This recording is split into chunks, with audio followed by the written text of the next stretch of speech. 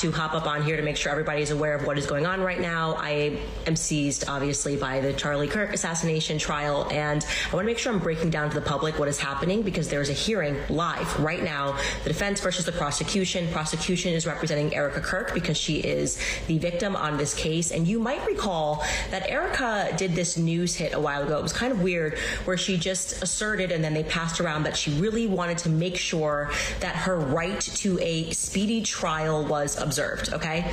And I was like, okay, that's kind of weird. Like, but why?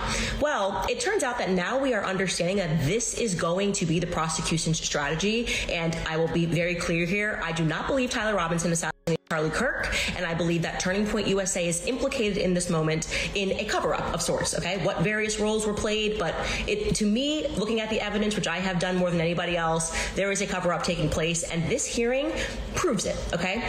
So they were supposed to have a probable cause hearing in May. It is slated on the calendar.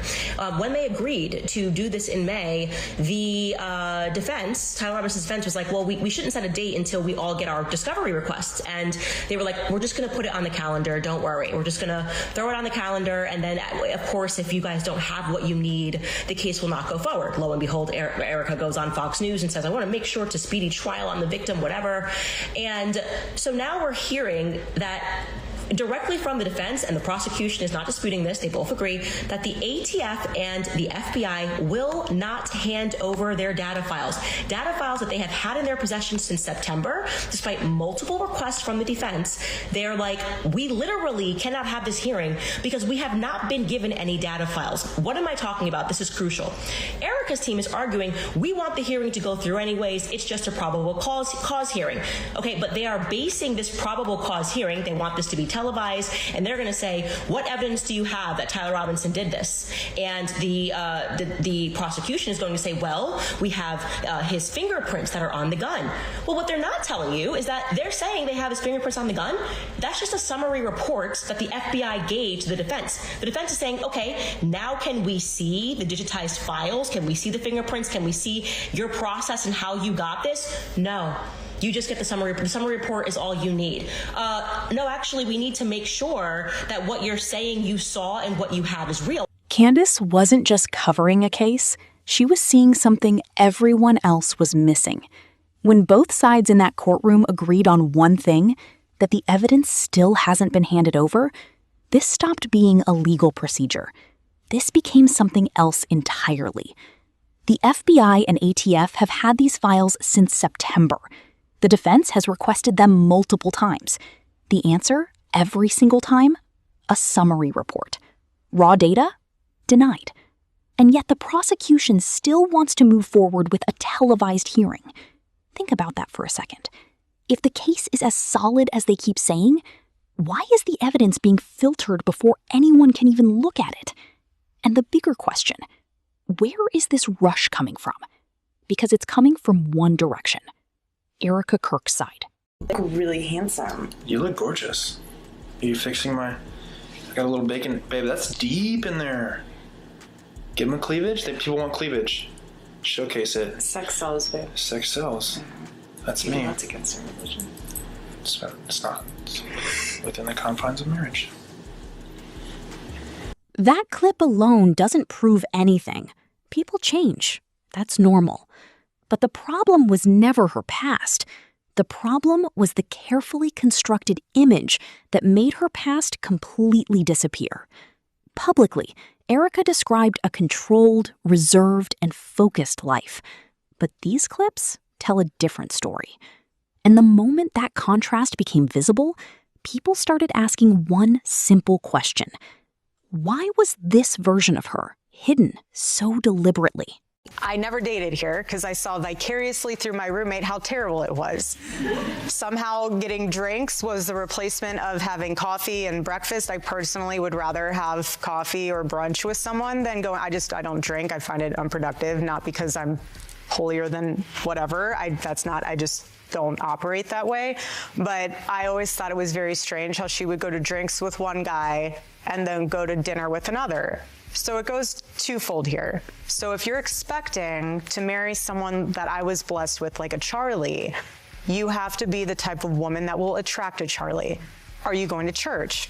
Are you going to Bible study? Then comes the timeline. Long before Charlie Kirk, Erika was already moving through circles built around visibility and influence, pageants, fashion, high-level networking, environments where powerful connections are made quietly and intentionally. It reads less like a personal journey and more like a calculated path. Maybe that's a coincidence, but at this point, coincidences are getting harder to ignore.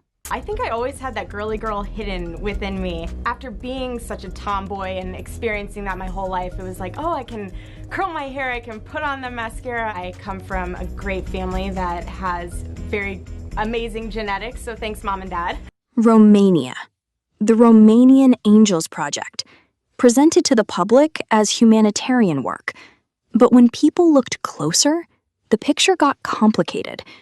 No formal adoption licensing, a digital footprint that kept disappearing, and connections to controversial figures operating in the same region.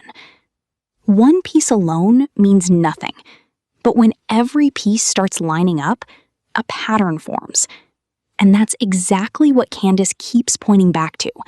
If this trial were truly just about Tyler Robinson, none of this background would matter at all. But it does. And that tells you something.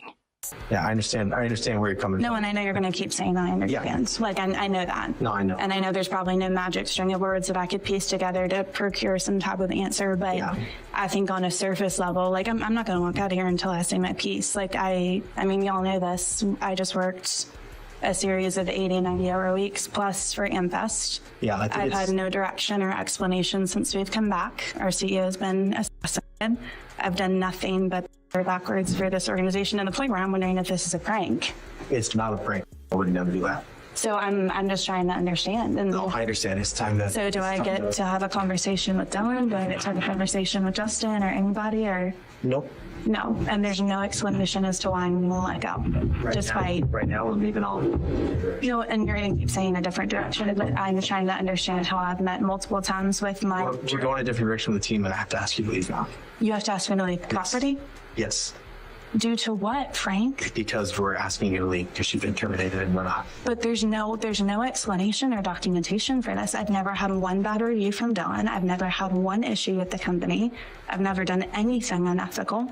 And so I'm sitting here understanding why my entire livelihood is being completely tossed out. I mean, I sat No, in this chair. you're gonna do great things. No, and I Your plan livelihood- to. I don't think your livelihood is being tossed out. I think you're Well- very successful. Well, my paycheck every other week is being tossed out, Frank, with absolutely no warning whatsoever. I understand. But at this time, it's time for you to... It's time for me to go. Why? Like this is the treatment that Turning Point is offering now. It's time to go. Frank, this is crazy. Yeah, I understand where you're coming from. I don't think you do. This feels very heartless. This feels without emotion. I do understand where you're coming from.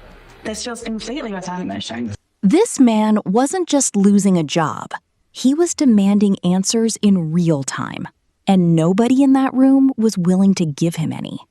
Within days of Charlie Kirk's death, there were reports of merchandise being planned, leadership reshuffled, and internal decisions being made at a speed that didn't match the grief being displayed publicly. Candace flagged it early. Even in loss, the narrative never slipped. The control never loosened.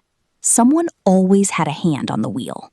And you can see from behind me, this is a recreation of the tent where Charlie Kirk lost his life at Utah University in September, and people are taking selfies with it.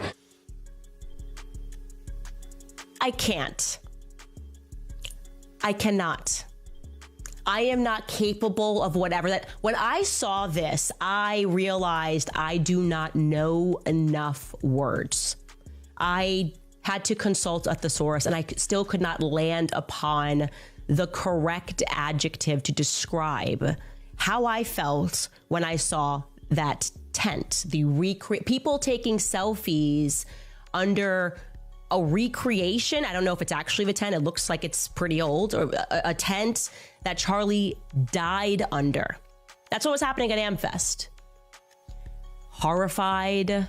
I was aghast. I don't think I ever described myself up as aghast. I was aghast. It was ghastly to look at that and to realize that they made a conscious decision to allow that to happen. To what end? A recreation of the exact spot where a man lost his life, and people were taking selfies under it. Candace was speechless. Honestly, so are we. That was a choice. Someone approved that, and nobody stopped it. Here's the bottom line. If this case is as airtight as they keep presenting it, hand over the files. Let the defense verify the claims. Let the process breathe. But that's not what's happening. Instead, there's a push forward with missing pieces, blocked evidence, and a televised hearing built on claims nobody is allowed to fully examine.